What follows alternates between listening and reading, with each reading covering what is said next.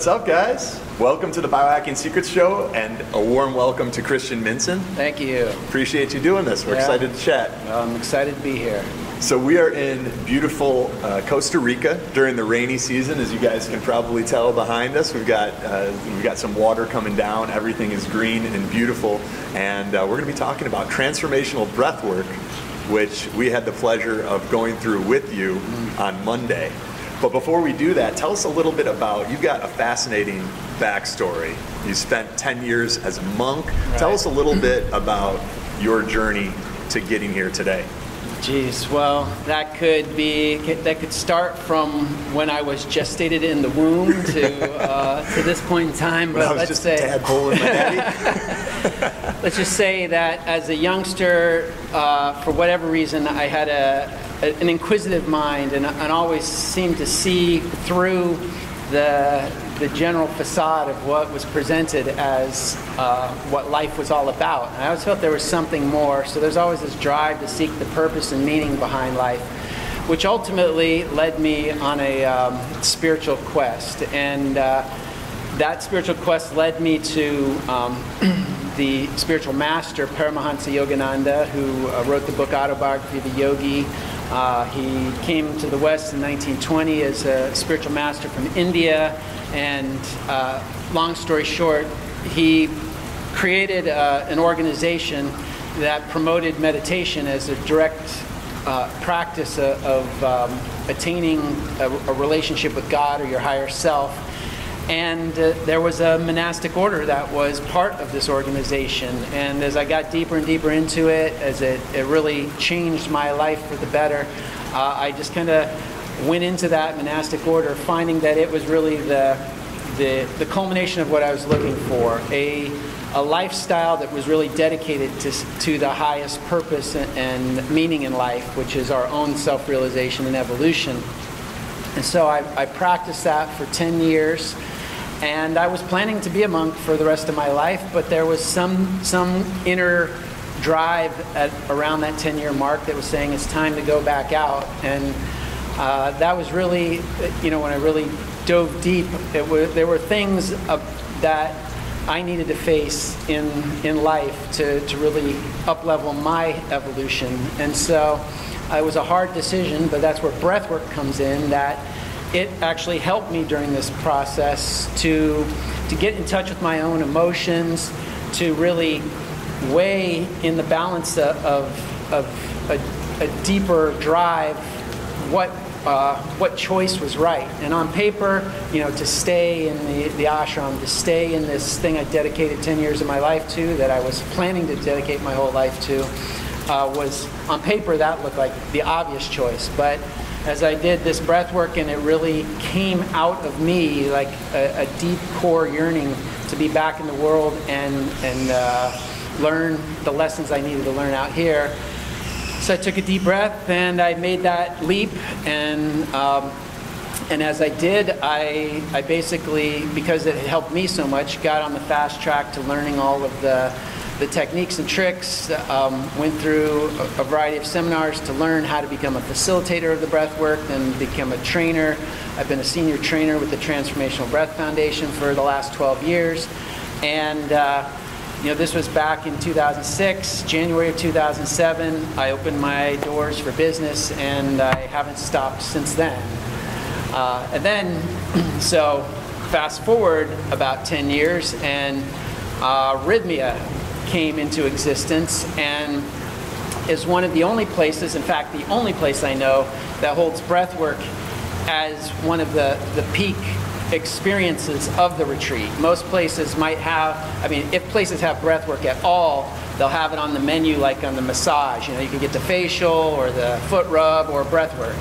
But here, breath and plant medicine are the pinnacle of your experiences, and good reason. The original person who was here got in an unfortunate accident that laid her out for a while, and they needed a substitute, and so she was in my clan of breath workers. So I got the call. I came down here to volunteer for about a month, And at the end of that month, I was like, hey, this is kind of a nice place. I wouldn't mind coming back sometime, thinking maybe I could volunteer or substitute at some point in time.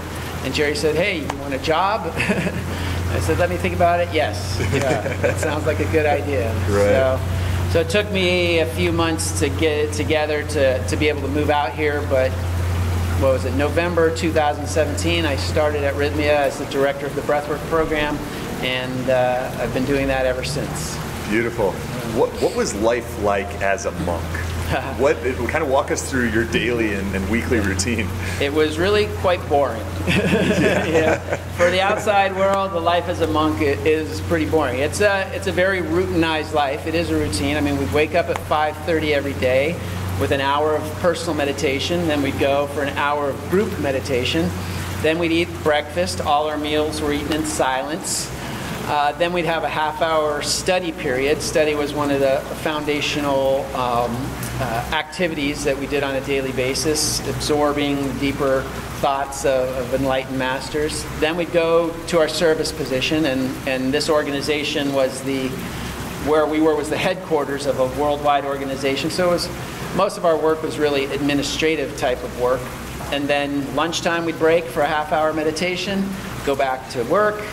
At 4:30, we'd break for mandatory recreation, as taking care of the body temple was, again, another foundational tenet.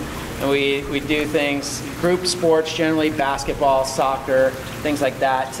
Bunch of monks hooping, playing footy? Yeah, it was, we'd get aggressive sometimes, yeah. But get a good sweat on, that was really our objective. And then we'd clean up, have evening meditation for an hour, have dinner, again in silence. We might have a class at night or private time before we had our personal meditation for an hour, go to bed by 10:30 and do it all over again. So, wow. So am I counting right that you guys were doing about 4.5 hours of meditation every day? That's exactly right. What? On average there. On Sunday we would do a 6-hour meditation from 8 until 2. Every Wednesday we'd have a 3-hour meditation, so yeah, meditation was a big part of the process. That's fascinating. Have you noticed a contrast, or did you notice a contrast from, like, say, before you became a monk to when you started meditation at that volume? Did you experience some changes in your cognitive abilities, your states of peace? Like, what were some of the things that you observed? Yeah, I'd say just the ability to stay peaceful and tranquil, what do they say? Standing unshaken amidst the crash of breaking worlds was the sort of the tenet we strove for. And that, meaning life is chaotic and it's always trying to throw you off balance. And if you don't have a foundation, if you don't have an anchor, you're like a ship without a rudder. You're blown off course very easily. So meditation was anchoring yourself in your divine self, remembering who you truly were, so that as you go out in life and you're buffeted by all the chaos and all the drama and all that you stay relatively on course. And that really was, the main difference, as well as a deep, abiding, a deep developing love for God, for humanity, for life itself. So there was really devotion and the practical, discipline that were the two-pronged approach to the meditation lifestyle. Those are some of the things that we've been experiencing just in a few days here through the breath work, through the plant medicine, through the community and the tribe that you guys have created at Rhythmia. It's an appreciation for everything from, like, the grand to the infinitesimally small, and feeling a lot more centered and peaceful and and unshaken.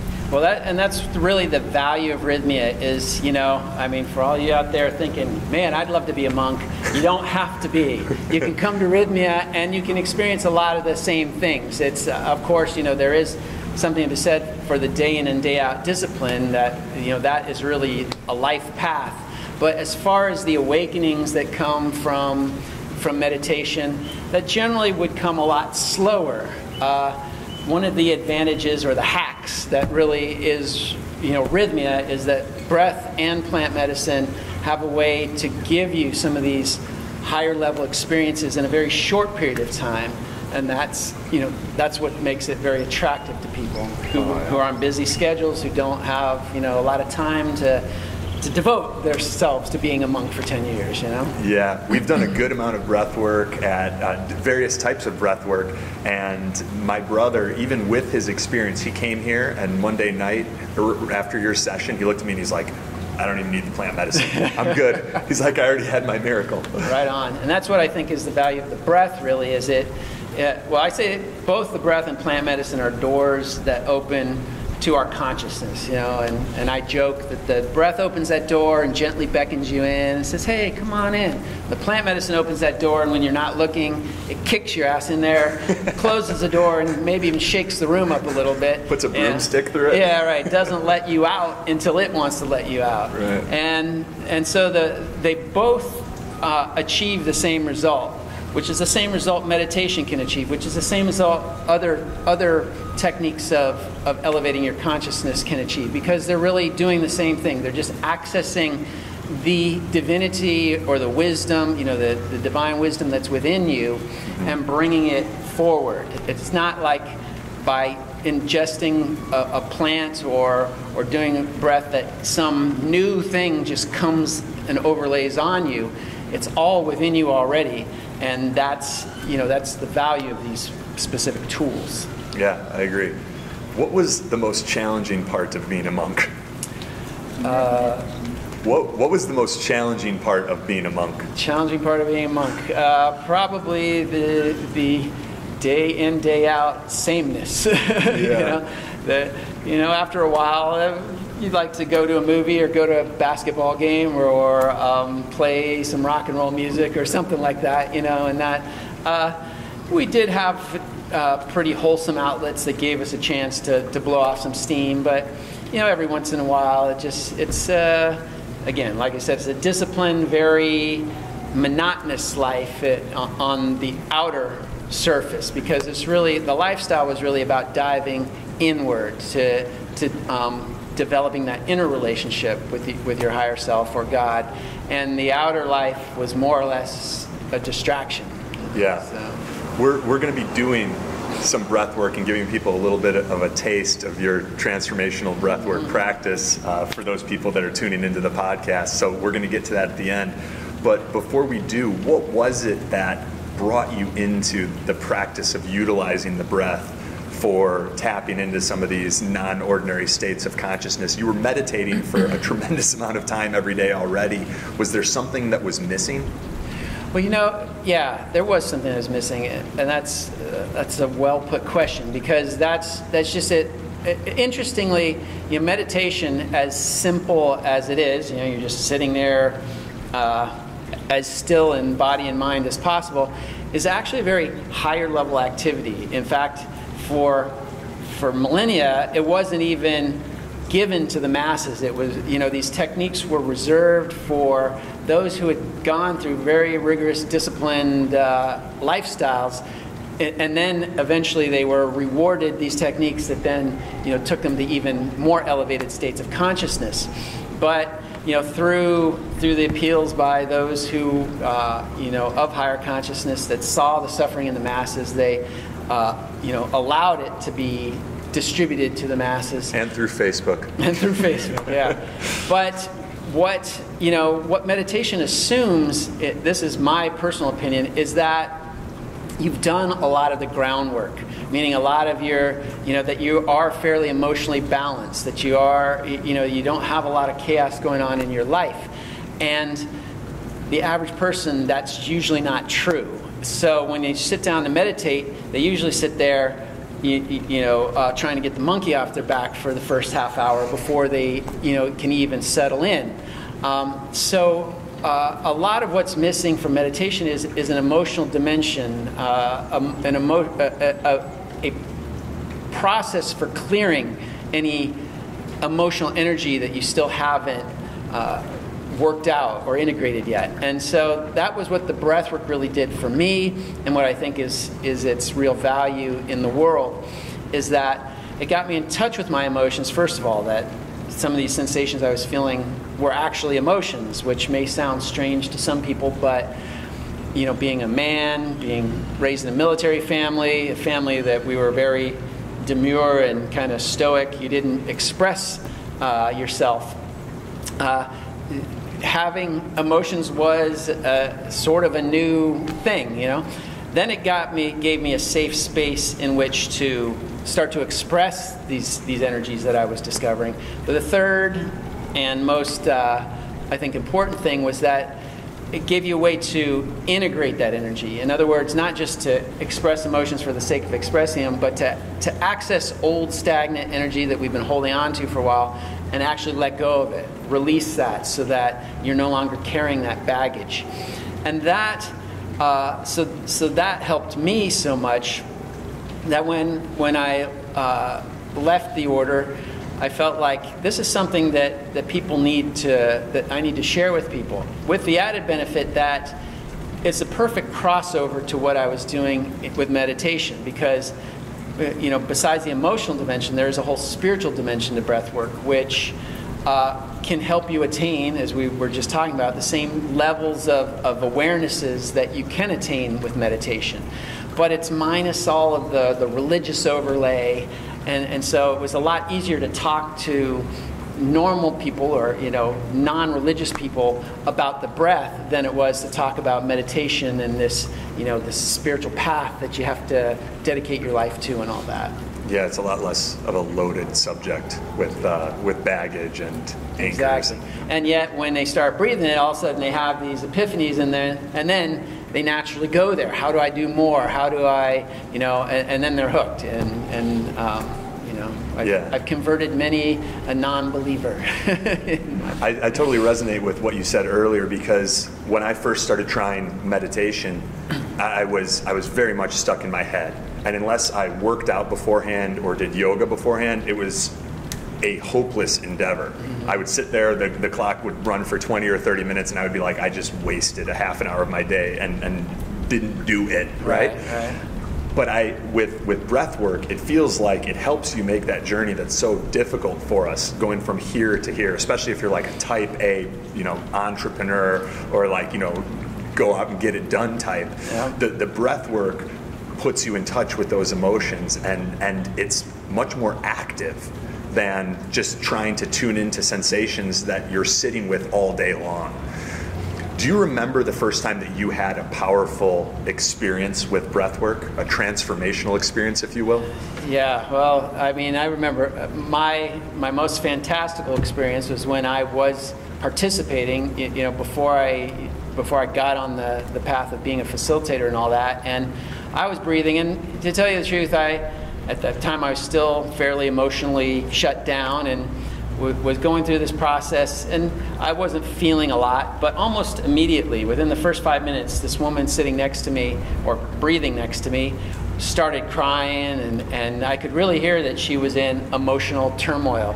So I decided I was going to dedicate my session to her, and for whatever reason, I thought that I could help her. I started just visualizing my energy going to her and helping her resolve whatever was going on within her. And so our breath started syncing up, like we started to breathe in the same rhythm. And I always remember that because I was still a monk at the time, but I'd snuck off to this retreat. And because a little bit of sexual energy started to happen. You were like the bad boy monk? I was a good monk, but I did a few things that weren't, probably totally kosher. But as our breath started syncing up, our energy started syncing up, and there was a sexual attraction that happened like in the beginning, and I was like, uh-oh, what's going on here? But I just went with it. We kept going, and pretty soon that started moving up the spine and transformed into more of a heart-centered energy. And then I was literally feeling like this pathway of energy going from my heart to hers. And then the interesting thing, I started feeling energy coming from, I didn't have my eyes open, but what I visualized felt like a ball of light about 6 feet above me, sending energy into me as much as I was sending it to her. I was getting renewed and revivified. So there was this sort of triangulation going on. And to make a long story short, we completed the session, and typically at the end of these sessions we share the experiences and kind of go around, anybody who wants to. It came to me, and I was like, do I really like say this? I felt like connected to her, and I felt this energy and all this stuff, and are they going to think I'm crazy? But I went ahead and explained what I was experiencing. Galaxy's joining Galaxy, hi. What's up, Galaxy? Galaxy, now a word from our mascot. Yeah, she's definitely a shaman in training. So yes. We have another dog, Kayla, who definitely came on site as a shaman, a full-blown shaman in a dog body. I think Galaxy's been learning from Michaela. She's a little bit more puppy, than shaman right now. Yeah. But anyway, back to the story. I went ahead and expressed this to the group. I started feeling this energy and all that. And as I was talking, her eyes were getting wider and wider, and then it came to her to share, and she started crying and said, I felt everything that you were saying, and I felt so much energy that I didn't know what to do with it. And then she looked at the audience and got all teary and said, but what was really important is that now I can trust men again. And so this is what she had been struggling with. What she was crying about was, this struggle with some relationships that had really blown her trust off course. And through that process, she'd be able to regain that trust. And I was like, wow, if I can help somebody in this way, I want more of this. And that's what got me hooked on, seeking further what this breathwork was all about. That's amazing. So for someone who's listening and struggling with challenges in their life, what are some of the things that you've found transformational breathwork to be efficacious in improving, or symptoms that it helps to resolve? Stress and anxiety, number one. If you're feeling chronic stress, chronic anxiety, very likely your breath pattern is habituated to a way that induces that. So our emotions. What would that be for someone who's like, oh, I wonder if my breath is it's basically shallow, more rapid breathing, and long periods of holding your breath unconsciously. Like you're sitting around the computer or something, and then you're like, oh, I haven't been breathing for the last minute.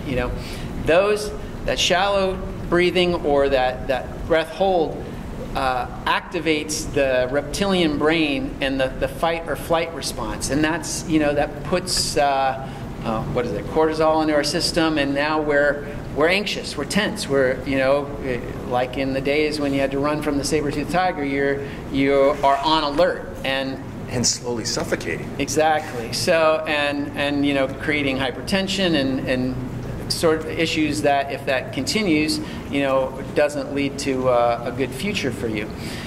So the reverse is true, though, too, that feelings of peace and joy and love all have a breath pattern associated with that. And that tends to be a fuller, freer, or more relaxed and fluid breath. And this is really the model that we use in the transformational breath to get people out of the anxious states and into more peace and joy in their life. Nice. So sleep issues, sleep apnea, waking up a lot at night, that's really that's something that's helped through the breath work. And really emotional, if you feel out of balance with your emotions, either in my case, like under expressive of your emotions, or in a lot of cases where emotions get the better of people, if you got a lot of trauma or suppressed energies, the breathwork helps unlock the cage that's holding all that energy up and gives you a way to release it and process it. So it's very effective in those regards. Beautiful. So walk us through some of the tenets of transformational breath work the way that you teach it here at Rhythmia?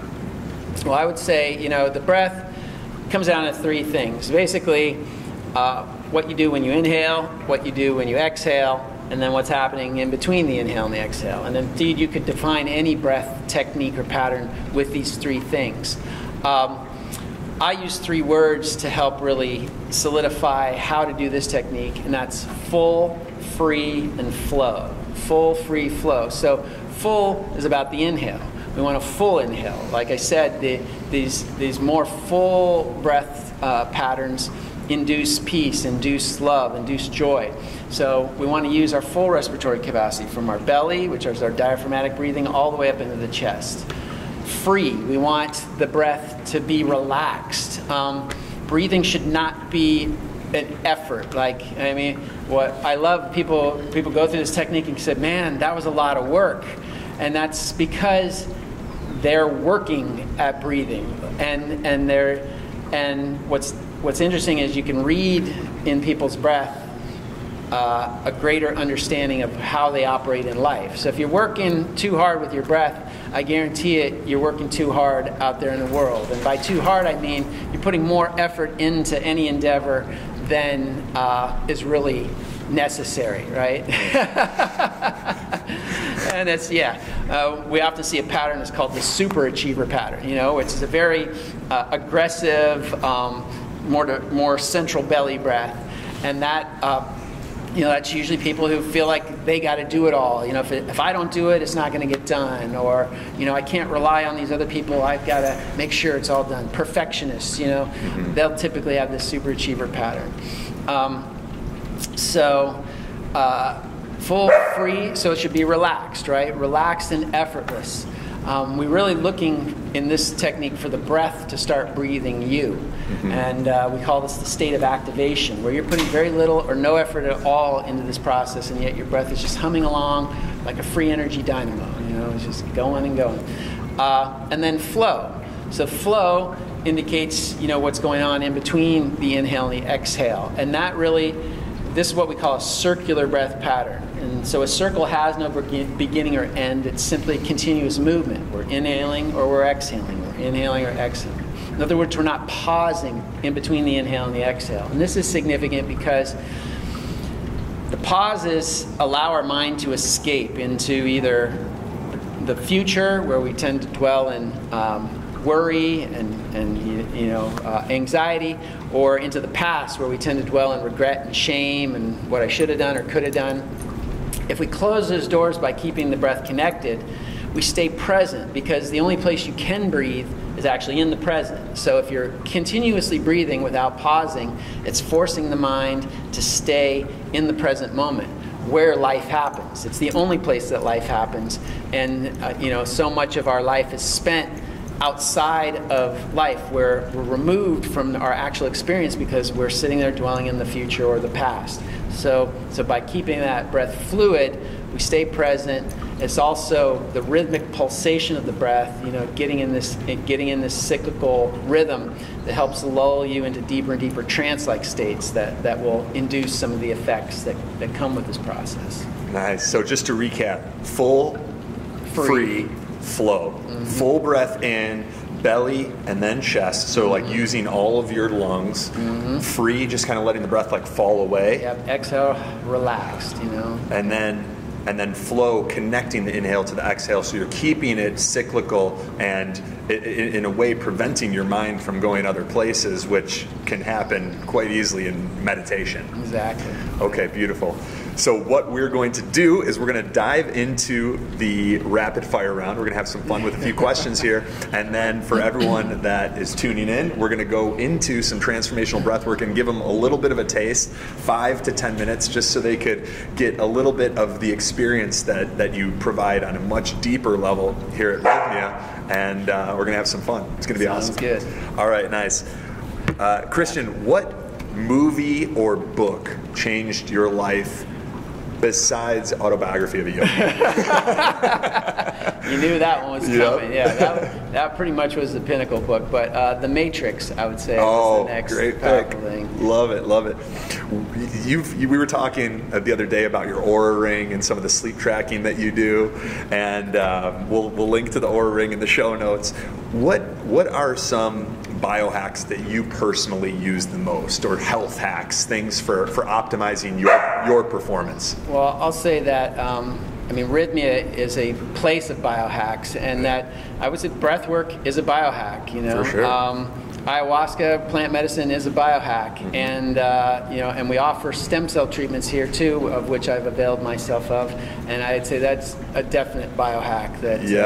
So those three are the big ones I use. And we may come back with another episode to discuss stem cells, because Carrie and I did it for the first time about 6 weeks or so ago. And I truly believe that ayahuasca, breathwork, and stem cells are three of the most powerful biohacks that exist. All here at Rhythmia. Yep, all here at Rhythmia. Do you take any supplements? I do now, based on the stem cell treatment came with supplements that our governing doctor had developed himself, and these are designed to address the nutrition at the cellular levels. And we've got these activated cells now. We're filling them with cellular nutrition. So that and I eat, a quarter teaspoon of salt every morning in warm water. Oh, nice. I think it helps me. We here in Costa Rica, we have a very hot climate, so I'm sweating a lot, getting rid of a lot of natural minerals and salts, so it keeps me from cramping up. Oh yeah, I've noticed that in Costa Rica I am damp all the time. Like, constantly feel like the back of a dolphin. Maybe not as slick either. Tell me a little bit about that necklace that you're wearing. This one is you've got, so for the I'd listeners, say this is a biohack. This is why I don't take too many supplements, because it's what's called a tri-vortex technology, tri-vibamin. I typically sell these at my breathwork seminars when I'm doing my own events, but the idea is that there's vitamins encased in a carbon filament inside here that have been impregnated with this tri-vortex energy, which I don't have time to get into the specifics, but then it activates the light frequency of the vitamins to travel through the carbon filaments and into my body, so I actually don't have to take vitamins. I take them by light frequency. Yeah, and have you noticed a difference since you started wearing that? Well, like I said, until I did the stem cell treatment, I wasn't taking any vitamins, except a B supplement. I'll say that. I'm a vegetarian, vegan, so I do take a B complex. Yeah. That's it. And you, how young are you? Do you mind me asking? 51 years old. You look pretty young. I mean, you easily look a decade younger than that. What's your favorite piece of clothing that you own? Favorite piece of clothing? A nice, light, white, hippie type shirt. Were you wearing that on Sunday or Monday? Probably. Okay, I saw that. I was like, that shirt looks very comfortable. I need to get some simple clothes like that. Who's one of your heroes in life? Heroes in life. A real good guy, a recent hero is Greg Braden. Greg Braden's a thought leader out there in the world. He's been a spiritual scientist, I'd say, since the 1990s, and he came here. He was one of our thought leaders that was a guest, and he dove into the breathwork and really loved it, and then since then has had me to 3 of his events to offer the breathwork for his events, and I breathe the largest group that I know our clan has breathed, which was 265 people in one room at one time. So you talk about energy in a room. Yeah. Get 265 people breathing this transformational breath all at once. All synced up. That's amazing. I think we had to pay for the roof being blown off. Nice. What is the most embarrassing moment of your life? Oh, God. that anytime I walk into a meeting and Jerry Powell, our CEO, acknowledges me with one of his very off-the-wall quips, that's for everybody to laugh at. He's a pretty funny guy. Yes, we'll be interviewing Jerry tomorrow. And I'm pretty much the butt of most of his jokes. So. Nice. What celebrity doppelganger, you know, what celebrity do you resemble most? It's funny. That's changed over the years, but people, I didn't even know who he was, but Doug Stamper from, I think it's House of Cards, is it? Oh, yeah. Yes. Totally spot on. But he's the evil guy, right? I think so. I try to be the alter ego of Doug Stamper. Nice. Last rapid fire question, and then we're going to take a minute to hear from this show's sponsors and dive into the transformational breathwork. What are 3 things that you just can't live without? 3 things. Music, you know, which I don't know, if my guitar and my harmonica. Oh, nice. You know, recorded music, my guitar, my harmonica. Yeah, I can't live without those things. Beautiful. The dog. Thanks for doing this. This is awesome, man. Sure, man. You're doing great. Yeah, thanks. I enjoy it. I love it. So you're going to be one of the breathers. All right, let's set you up properly. Get that. Steph, good. Good. How's that? Good? Yep. Just tell me if that's comfortable for you. Yeah, it's nice. These chairs, I was just introduced to these chairs like a couple months ago. I started going to a Thursday night meditation because I wasn't doing it enough on my own. The back jacks? Yeah, and they had these, and I'd never seen them before that. Yeah, they're really. Okay. Come on in a little bit closer All right, there. ready for the experience? You actually put your butt a little bit back here because the dog is a little muddy in the. It's all right. I love dogs. I got it. All right. All right. And we're back live. with Christian Minson, and we are about to dive into a sampler of some transformational breath work. Okay, so I should first say that, you know, our typical therapeutic session is usually about an hour long of this breathing, and that really induces the most catharsis of emotions, the most connection to your higher self and your spiritual energy. But we have a practice which we call the 100 Breaths to Joy, which is really 100 breaths, which is about a 5-minute practice, which is what we'll kind of get into here and kind of show you what we're doing and model the full, free-flowing breath style that we operate with. Okay. So, all right. The first thing is to get a full breath, we do 2 things differently than we normally do. We breathe through the mouth and we breathe at a faster pace. So when we start, we always start with the belly. So I want to make sure that as you inhale, your bellies inflate. So, and exhale. And you can just imagine that your belly is like a big balloon. So we're going to have you open that mouth up. Good. That's right. First thing, this is why we have facilitators, is to help you with this process. So is there anything you're supposed to do with your mouth? Just keep it as relaxed as possible. It is, sometimes it's difficult for people to breathe through their mouth, keep their mouth open. It's not the normal way to breathe. And in fact, most of the time you will breathe through your nose, but for this process, it's good to breathe through the mouth. If it's helpful, you can cut off a bottle top and put it in your mouth. We do have more actual medical devices that we use here that was placed to put in my your mouth when we actually did the class. Yeah, and it was very helpful. So for today, we don't have those with us, so I do this. Just remind you to keep that mouth open.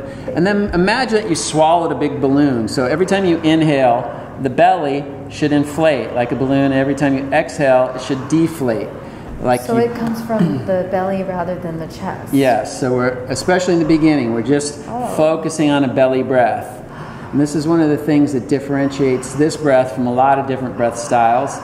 As well, one of the great things about this breath is that it really, as I said, every breath should be full, free, and flowing if you want to feel more peaceful, more joyous, more loving.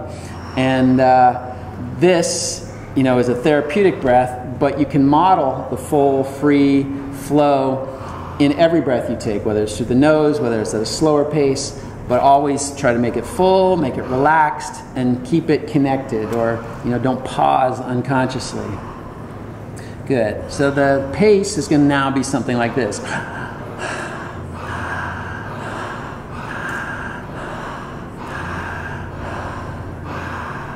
Good. So we got full breaths in the belly. Then we want to move it all the way up into the chest. So in, all the way up. In. Good. Now, we talked about you being an efforting kind of guy. One of the things you can tell how you're efforting is because you can hear your breath.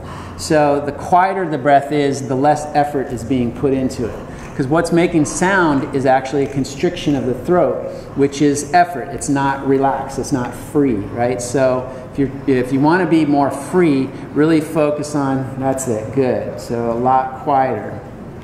So let's see, step here, in and out.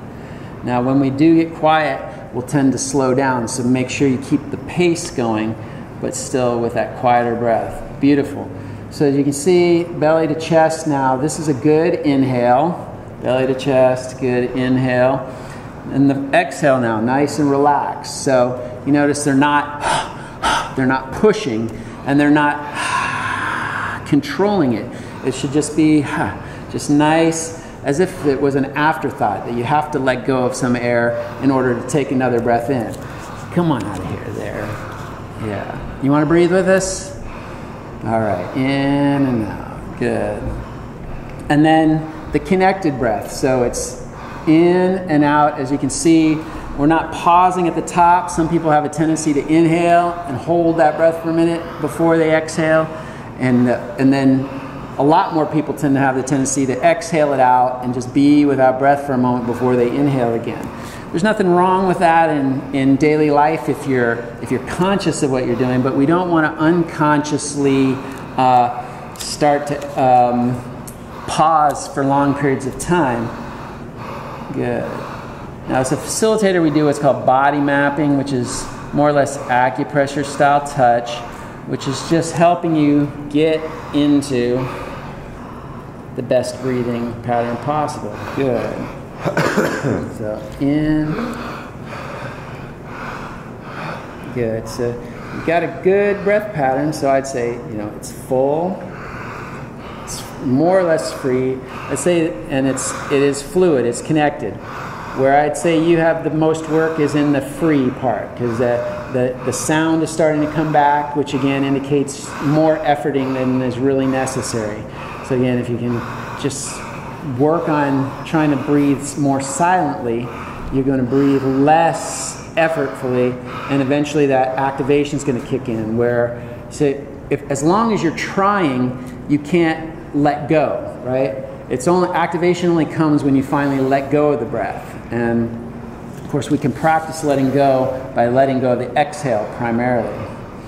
So Steph's got a pretty good breath. What I might do is have her breathe a little bit more into her chest.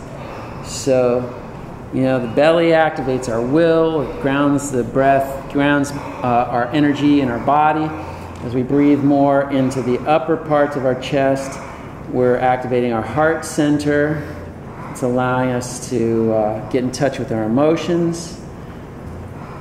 You might even pressing some points in the shoulders, pretending like you're breathing all the way up into your shoulders.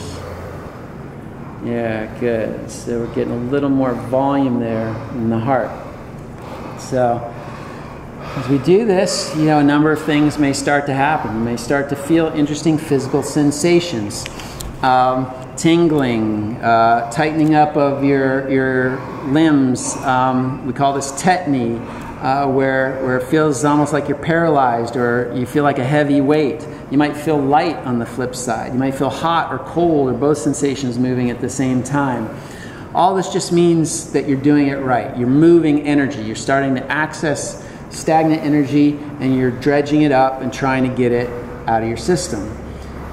As well, a lot of this energy is emotional in nature. So as you're breathing this way, emotions may come up. You may relive old experiences. Now this is okay, because what's coming is going. What's coming up is to be released.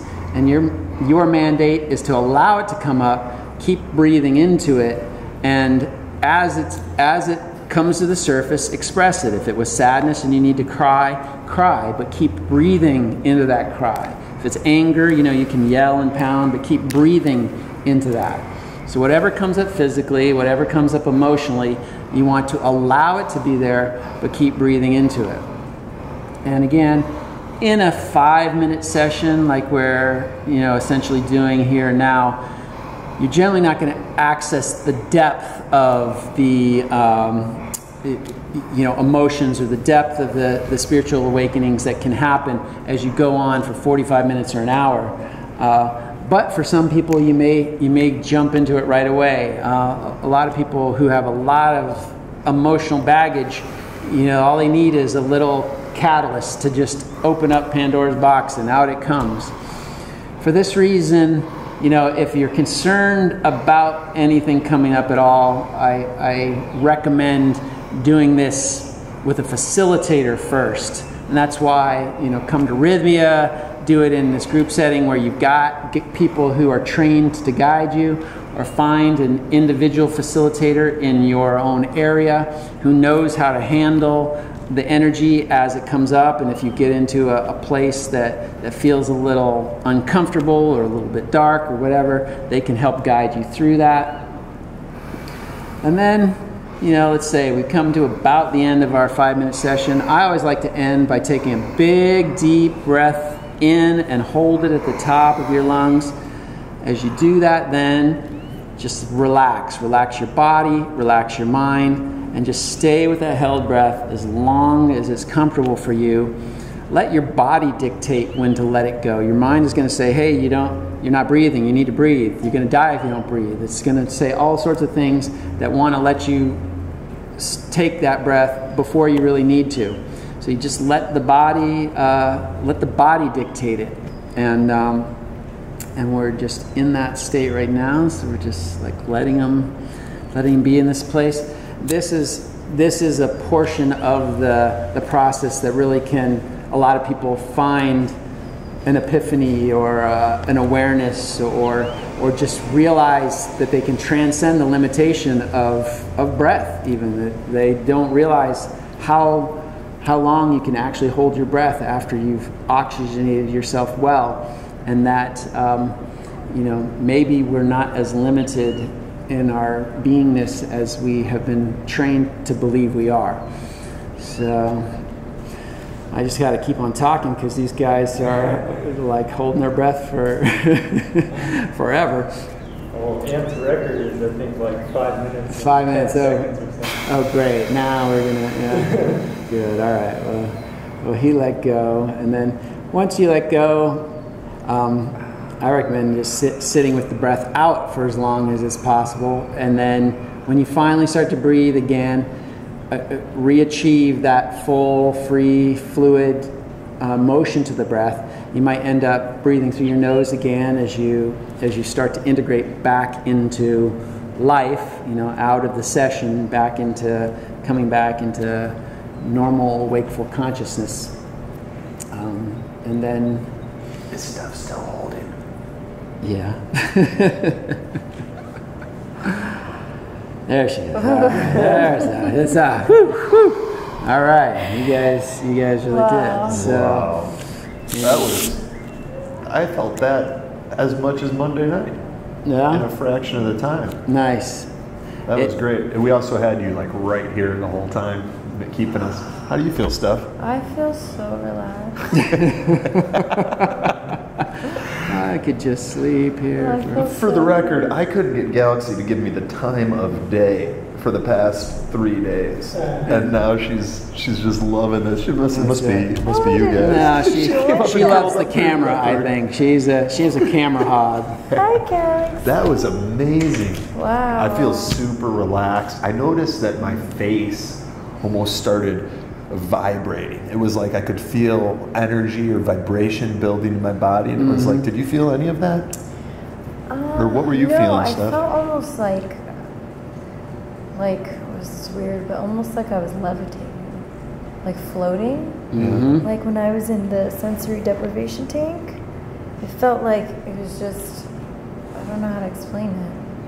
Well, I you just explained felt pretty like well. I was floating. It's almost like being disconnected from your body while at the same time being extremely connected. Yeah. It's a great process because it's very therapeutic for the body. Oxygen is our number one energy source. Every cell of our body needs oxygen to function, and we typically breathe at only 20% of our capacity. So we're really starving most of our cells for the life-giving oxygen that they need.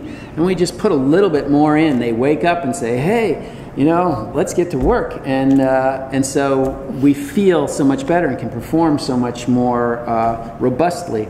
I was actually surprised too that I was able to. I could have gone longer Me holding too. my breath. I was just like, and I don't hold any records at all. No, neither do whatsoever. I. There's people that hold a lot longer than Well, me. you're great though. But I mean, I could have held it in so much longer. I had a fear come over me, like, oh my God, you're supposed to breathe. Are you going to die? Yeah. I was like, maybe just breathe. And that's pretty typical, and that's why I always coach, turn off the mind and let the body tell you when, because the mind is going to tell you got to breathe minutes before your body actually will need to breathe. Yeah. Plus, your body will go into that fight or flight, so it will naturally. That was take super breath. powerful. Thank you, Christian. Indeed. And so for people that listen to this episode, this interview with you, they did some of this little taste of transformational breath work that you gave us, and they want more.